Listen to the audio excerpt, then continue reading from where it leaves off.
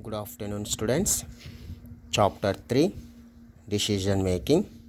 Topic Add or Drop Products. Add or drop products meaning the concepts remains the same. We use differential costing as the base to decide the right product mix. Okay, the concept remains the same. We use differential costing. Differential costing has the basis to decide right the product mix. Differential costing meaning when two alternatives are being evaluated, the difference in costs incurred in respect of the two alternatives is called differential cost. Okay, differential cost, when two alternatives are being evaluated, the difference in cost incurred is respect of the two alternatives is called differential cost. For example, if the decision to be made is to buy a small car versus a big car, the mileage of the car and hence the monthly final bill is a differential cost. Irrespective of the car purchased, we need a garage to park it, and the rent of the garage does not change irrespective of the car bought. Garage rent is not a differential cost, often not true. Will variable cost differ with number of units? Some of the fixed cost may also vary. In our earlier example, if the big car is so big that it requires a bigger garage, for which higher rent is to be paid than garage rent, even if it is a fixed cost, is considered as differential. Okay, add are drop products అనగా వస్తువుల చేర్పు మరియు నిలుపుదల. వస్తువుల చేర్పు లేదా నిలుపుదల. వస్తువుల చేర్పు లేదా నిలుపుదల అనగా ఈ భావన కూడా భేదాత్మకమైన వ్యయంపైనే ఉంటుంది. ఓకేనా. సరైన వస్తువు మిశ్రమాన్ని నిర్ధారించుకోవటానికి భేదాత్మకమైన కాస్టింగ్ను ప్రాతిపదికగా తీసుకోవాలి. భేదాత్మకమైన వ్యయం అంటే డిఫరెన్షియల్ కాస్ట్. ఈ భావన కూడా వస్తువు చేర్పు లేదా నిలుపుదల అనేటువంటి ఒక భావన కూడా భేదాత్మకమైన వ్యయం పైన ఆధారపడి ఉంటుంది. ఫస్ట్ ఆఫ్ ఆల్గా మనం భేదాత్మకమైన వ్యయం అనగా ఏంటో తెలుసుకోవాలి. భేదాత్మక వ్యయము అనగా రెండు ప్రత్యామ్నాయాలను మదింపు చేసేటప్పుడు ఆ రెండు ప్రత్యామ్నాయాలకు వెచ్చించిన వ్యయాల వ్యత్యాసమే భేదాత్మక వ్యయము. రెండు ప్రత్యామ్నాయాల వ్యయాలను మదింపు చేసేటప్పుడు ఆ రెండు ప్రత్యామ్నాయాలకు వెచ్చించిన వ్యయాల యొక్క వ్యత్యాసమే భేదాత్మకమైన వ్యయము. ఉదాహరణకు, చిన్న కారు లేదా పెద్ద కారు ఏది కొనాలి అనే నిర్ణయాన్ని తీసుకోవటానికి కారు మైలేజ్ అనేది ప్రధానమైనది మరియు నెలవారీ నిర్వహణ బిల్లు మొత్తములో రెండిటి మధ్య ఉన్న వ్యత్యాసమే భేదాత్మకమైన వ్యయము. ఉదాహరణకు, చిన్న కారు లేదా పెద్ద కారు ఏది కొనాలి అనే నిర్ణయం తీసుకోవటానికి కారు మైలేజీ ప్రధానమైనది మరియు నెలవారీ నిర్వహణ బిల్లు మొత్తములో రెండిటి మధ్య ఉన్న వ్యత్యాసమే భేదాత్మకమైన వ్యయము. కారు ఖరీదు, గ్యారేజీ, అద్దె అనేవి స్థిరము కాబట్టి వాటితో సంబంధము లేదు. కారు ఖరీదు, గ్యారేజీ, అద్దె అనేవి స్థిరము కాబట్టి వాటితో సంబంధము లేదు. చర వ్యయాల మధ్య చర వ్యయాల మధ్య ఉన్నటువంటి వ్యత్యాసమే భేదాత్మక వ్యయము. ఇది వాస్తవం కాదు. యూనిట్ల సంఖ్యను బట్టి చర వ్యయం మారుతుంది. కొన్ని సందర్భాలలో స్థిర వ్యయాలు కూడా మారుతూ ఉంటాయి. మన ఉదాహరణలో పెద్ద కారును కొనుగోలు చేసినట్లయితే పెద్ద గ్యారేజీ కావాలి, దానికి అద్దె ఎక్కువగా చెల్లించాలి. కాబట్టి స్థిర వ్యయాలలో ఉండేటువంటి భేదాత్మక వ్యయాన్ని కూడా పరిగణించాలి. దీనినే భేదాత్మకమైన వ్యయమని తెలియచేస్తుంది. Add are drop products continuation. The concept remains the same. We use differential costing as the basis to decide the right product mix. If on existing product is dropped,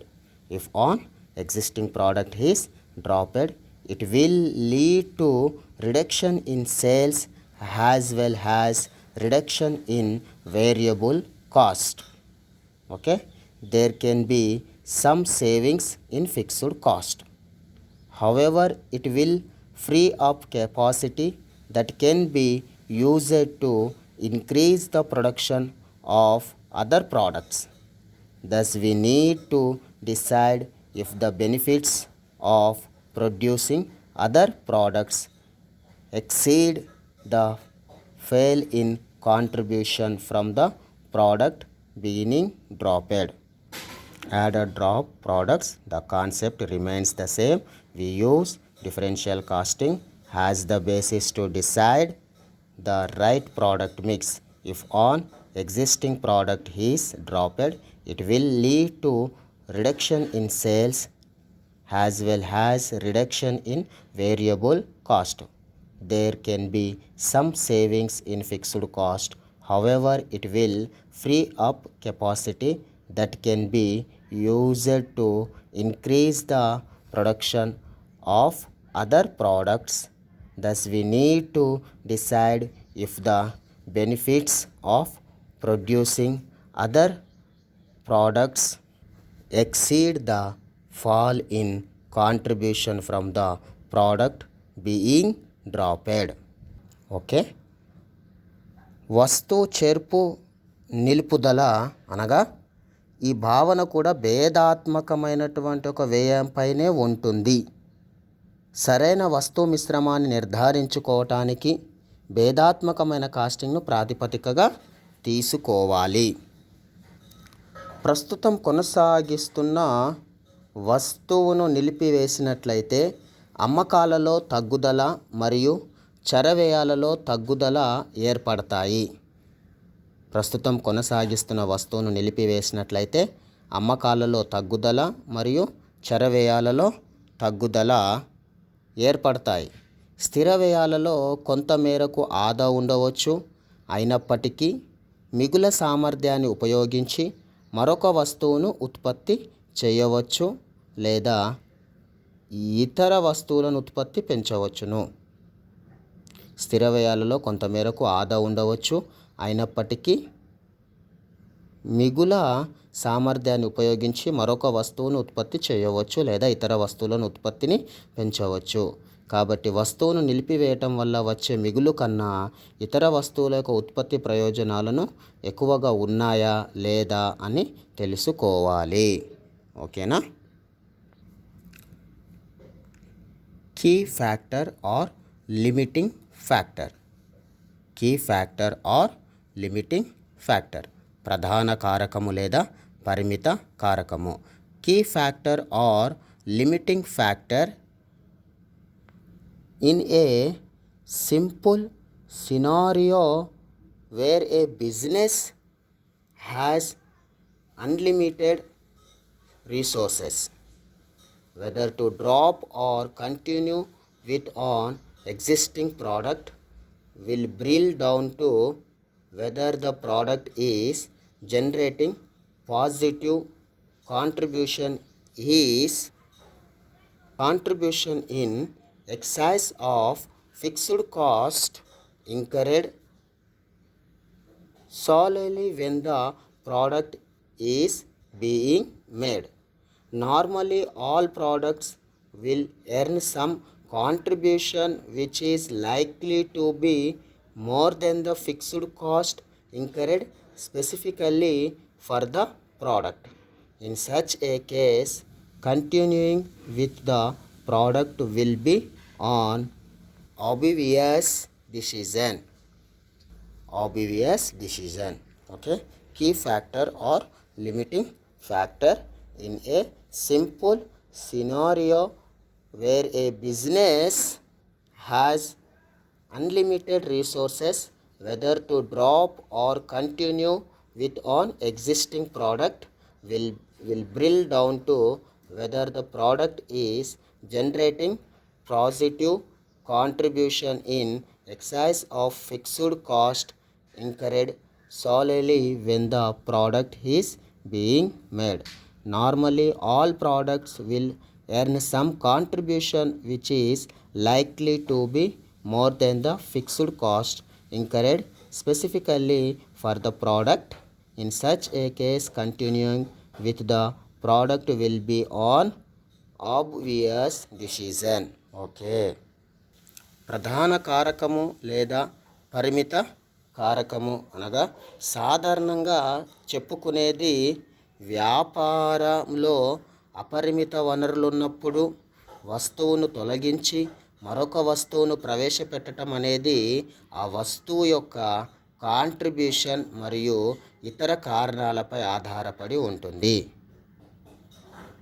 ఆ వస్తువు యొక్క కాంట్రిబ్యూషన్ మరియు ఇతర కారణాలపై ఆధారపడి ఉంటుంది. ఏ వస్తువును ఎక్కువ మిగులు స్థిర వ్యయాల కంటే ఎక్కువగా ఉంటుందో ఆ వస్తువును ఎంపిక చేసుకోవచ్చు. ఏ వస్తువు ఎక్కువ మిగులు స్థిర వ్యయాల కంటే ఎక్కువగా ఉంటుందో ఆ వస్తువును ఎంపిక చేసుకోవచ్చును. అటువంటి సందర్భాలలో నిర్ణయాన్ని తీసుకోవటం చాలా సులువుగా ఉంటుంది అని తెలియచేయటం జరుగుతుంది.